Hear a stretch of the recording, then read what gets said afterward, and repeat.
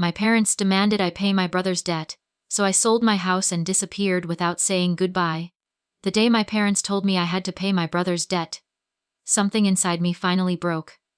Not cracked, not bent, broke. I remember the silence in the room. The kind of silence where you can hear your own heartbeat echo in your ears. My mother sat on the couch with her arms crossed like she had already made the decision for me. My father stood near the window, staring outside as if the conversation had nothing to do with him. And my brother Daniel, he didn't even look ashamed. He sat there scrolling on his phone. Like my entire life was just another inconvenience. It's family. My mother finally said, her voice sharp and cold. You help family. I stared at them. Family. That word had been used against me my entire life. Growing up, Daniel was always the golden child. If he broke something, I got blamed. If he failed a class, my parents said the school system was unfair. If I got good grades, they said I was just lucky. Daniel could do no wrong. And somehow, I could never do enough. But this time was different. This time, they weren't asking for a favor, they were asking for my entire life. He owes how much? I asked quietly. My father sighed like I was the difficult one. 300,000. I laughed. Not because it was funny. Because it was insane. $300,000. I repeated. Daniel finally looked up. It's not that big of a deal, he muttered. Not a big deal. $300,000 wasn't a big deal. I felt my chest tighten. What did you even do? I asked. Daniel shrugged. Business investment. That was Daniel's favorite word. Investment. Every few years he had some new opportunity. Cryptocurrency. Restaurants. Real estate flipping. Online trading. Every single time it failed, and every single time, someone else paid for it. But this time there was no one left. Except me. You have a house, my mother said calmly. Sell it. I blinked. What? You live alone in that big place, she continued. You don't need it. Your brother needs help. The room spun for a second. That house wasn't just a house. It was the result of 15 years of working 2 jobs, late nights, missed holidays, no vacations. Every brick in that place had a piece of my life inside it. You want me to sell my home? I said slowly. To pay for his mistakes. It's not mistakes. My father snapped. It's bad luck. Bad luck, right? Because apparently Daniel had bad luck his whole life. And I had what? Responsibility. You're the successful one, my mother added. God blessed you more. That means you should give more. That sentence stayed with me. God blessed you more. I looked at Daniel again. He still looked bored. Not sorry. Not worried. Just waiting. Waiting for me to fix his mess. Like always. Something inside me went very quiet. And that's when I realized something. They weren't asking. They were expecting. They had already decided. I stood up slowly. I'll think about it, I said. My mother nodded, satisfied. Don't take too long, she replied. The bank is already threatening legal action. I walked out of the house that night feeling like a ghost. The drive back to my home felt longer than usual.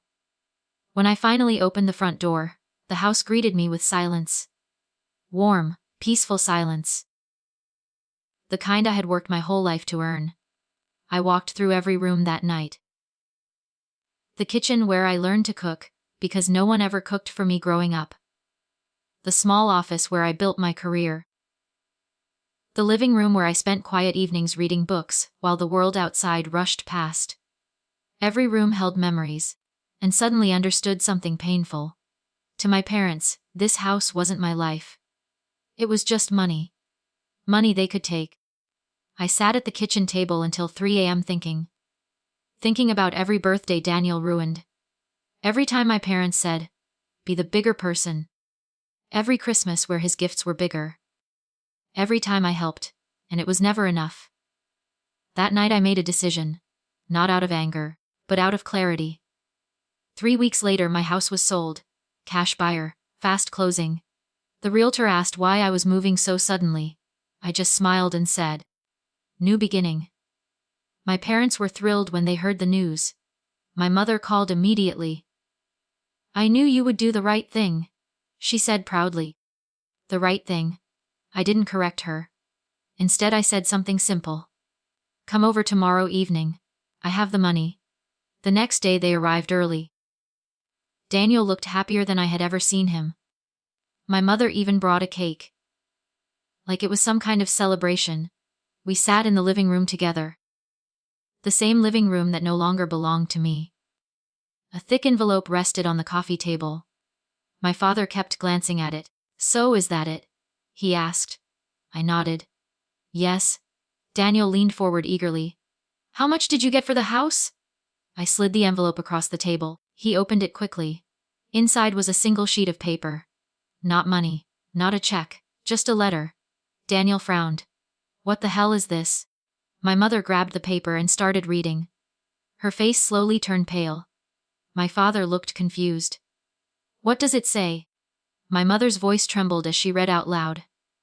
I spent my whole life trying to earn your love. I worked harder, gave more, sacrificed more, hoping one day I would finally be enough for this family. But today I realized something painful. I was never a son to you. I was an emergency wallet. A backup plan for Daniel's mistakes. So I sold my house like you asked. But the money isn't for his debt. It's for my freedom. By the time you read this, I'll be gone.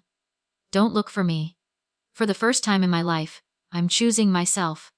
Silence filled the room. Daniel looked stunned. That's a joke, right? He said. But I was already standing. My suitcase waited by the door. My father's voice was sharp now. Where do you think you're going? I looked at them one last time. The people I had spent my whole life trying to please, and suddenly I felt nothing. No anger, no hate, just peace. I'm going to live, I said quietly. My mother's eyes filled with tears. You're abandoning your family. I shook my head. No, I replied softly. You abandoned me a long time ago. I'm just finally walking away. Daniel stood up angrily. You can't do this! I'll lose everything. I looked straight at him. You should have thought about that before gambling $300,000. My father slammed his hand on the table. You're selfish! Maybe. But for the first time in my life, I didn't feel guilty. I picked up my suitcase and walked to the door. Behind me, my mother's voice broke. You'll regret this? I paused for a moment. Then I said something they probably never expected to hear from me. I already regret staying this long, and then I left. No goodbye hugs. No final arguments. Just the sound of the door closing behind me. 2 months later, I was living in a small coastal town thousands of miles away. A small apartment. A simple life. No pressure, no guilt. No family demanding pieces of my soul. One morning I was sitting at a cafe watching the ocean when my phone buzzed. A message from an unknown number. It was Daniel. 3 words. You ruined us. I stared at the message for a long time. Then I typed something back. 5 simple words. No. I finally saved myself. I blocked the number. And for the first time in my life, I felt free. The ocean was calm that morning. Waves rolled toward the shore like slow, steady breaths. I sat at the small wooden table outside the cafe, holding a cup of coffee that had already gone cold. The salty air felt different here. Lighter. Like it carried none of the weight I had been carrying for 35 years. For the first time in my life, no one knew who I was. No one expected anything from me. And that silence, it felt like peace. My new life was simple. I rented a small one-bedroom apartment above a bookstore, owned by an old man named Martin. He was in his 70s, always wore the same brown sweater, and spoke slowly like every word mattered. The day I moved in, he asked me a question. You running from something, he said. Or running toward something? I thought about it for a moment. Then I answered honestly. Maybe both. He nodded like he understood. Martin never asked more questions after that. Days passed quietly. I found a remote job doing consulting work for small businesses. It paid well enough, and I could work from anywhere. In the evenings, I walked along the beach, or helped Martin organize books downstairs. The bookstore smelled like old paper and coffee. Sometimes customers came in looking for stories. Sometimes they came in just to escape the noise of the world. I understood both. One evening Martin looked at me over his glasses and said something strange. "You carry sadness," he said. I smiled a little. "I used to." He shook his head. "No. Not sadness. Old sadness. The kind people carry even after they escape." His words stayed with me long after the store closed. Because he was right. Even though I had left my family, a part of me was still there. Memories are strange like that. They don't stay behind when you walk away. About 4 months after I disappeared, something unexpected happened. A letter arrived. Not a message. Not a phone call. A physical letter. The envelope had my name written in my mother's handwriting. My hands froze when I saw it. For a long time I just stared at it on the kitchen table. Part of me wanted to throw it away without opening it. Another part of me, the part that spent a lifetime wanting love from those people, wanted to know what it said. Finally, I opened it. The letter was short. "My son. Your father had a heart attack last month. He survived, but things are not the same. Daniel lost everything. The bank took his house and his car. We had to sell our home to pay the legal fees. I know you hate us. Maybe we deserve that. But you are still our son. If you have any heart left, come see your father before it is too late. Mom." I read the letter 3 times. Then I folded it and placed it back in the envelope. Outside my window, the waves continued rolling toward the shore, like nothing in the world had changed. But inside me something was stirring. Not anger. Not revenge. Something more complicated. That night I couldn't sleep. Memories came back one after another. My father teaching Daniel how to ride a bike, while I watched from the porch. My mother cheering at Daniel's football games while I sat in the stands alone. All those years of trying. All those years of being invisible. But then another memory appeared. A small one. I was maybe 7 years old. I had fallen off my bike and scraped my knee badly. Blood everywhere. My father had carried me inside. I remembered his voice saying, "You're tough, kid." It was probably the only time he ever said something like that. But I remembered it. Funny how the human heart works. We hold on to the smallest moments of kindness, even when they are surrounded by years of pain. The next morning I showed the letter to Martin. He read it quietly. Then he looked at me. "What are you going to do?" "I don't know," I admitted. Martin leaned back in his chair. "Let me tell you something about forgiveness," he said slowly. "People think forgiveness is something you give to others. But most of the time it's something you give yourself." I didn't answer. He continued. "You don't owe them your life," he said. "But carrying anger forever will chain you to them anyway." That sentence stayed with me. For the next 2 days I thought about it constantly. Finally, on the 3rd morning, I booked a flight. Not because my mother asked. Not because I felt guilty. But because I needed closure. The flight back felt strange. The city looked the same from the airplane window. But I felt like a different person. When I arrived at the hospital, my hands were shaking slightly. I hadn't seen my family in 6 months. Part of me expected everything to feel the same. But when I walked into the hospital room, I realized something. Everything had changed. My father looked older. Smaller. The strong man who used to fill every room now looked fragile in that hospital bed. My mother sat beside him, her hair more gray than I remembered, and Daniel. Daniel looked completely different. Not confident. Not arrogant. Just tired. They all turned when I walked in. For a moment no one spoke. My mother's eyes filled with tears instantly. "You came," she whispered. I didn't answer. My father stared at me like he wasn't sure if I was real. "You look different," he said quietly. "I am." Daniel looked down at the floor. For the first time in his life, he looked ashamed. Minutes passed in uncomfortable silence. Finally my father cleared his throat. "I was wrong," he said. 3 simple words. But I had waited my entire life to hear them. I thought, if one son was strong, He could carry the rest of us. He continued slowly. I didn't realize I was crushing you. My chest tightened. My mother wiped her tears. We failed you, she said. Daniel finally spoke too. I messed up my life, he admitted. And I always thought you'd fix it like before. He looked at me. I'm sorry. I stood there quietly, listening. For years I had imagined this moment. Imagined screaming at them. Imagined telling them how much they hurt me. But standing there, I felt strangely calm. Because something important had already happened months ago. I had already freed myself. Their apology wasn't my rescue anymore. It was just closure. I forgive you, I said quietly.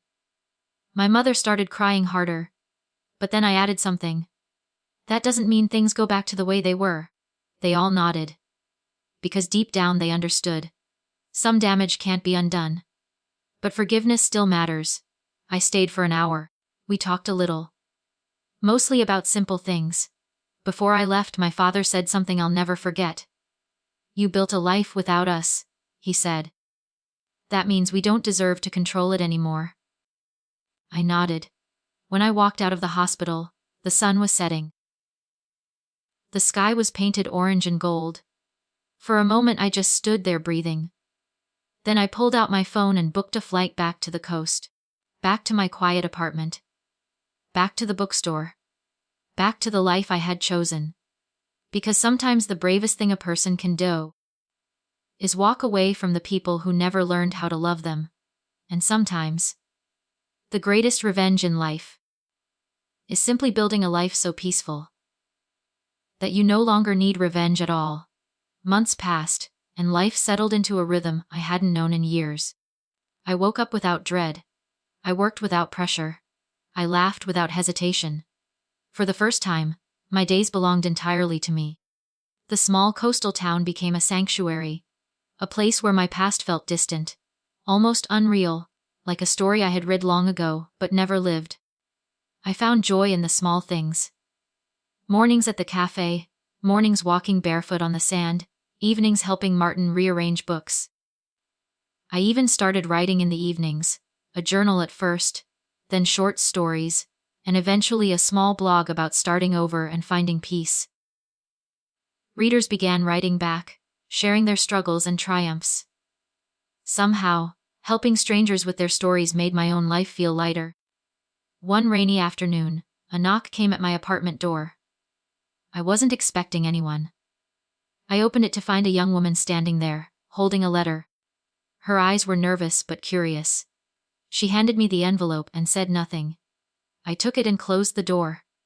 Inside was a simple note. Your story inspired me to leave a life that was breaking me. Thank you. I smiled quietly. For the first time, I realized the ripple effect of choosing yourself. My escape, my freedom, it wasn't selfish. It was necessary. And in letting myself live, I had unknowingly given someone else permission to live too. Weeks later, Daniel's message came again. This time, it was shorter. I understand now. I didn't reply. I didn't need to. The acknowledgement itself was enough. My parents, in time, began to adjust.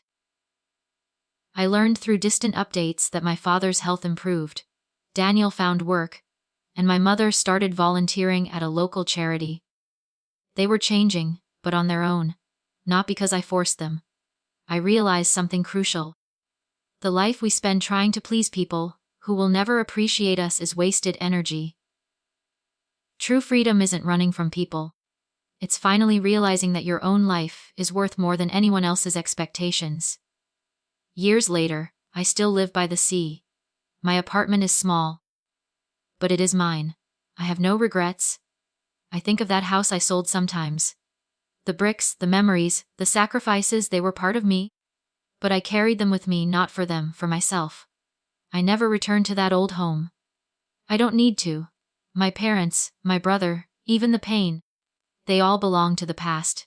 And the future. The future belongs entirely to me. And that is the greatest lesson I ever learned.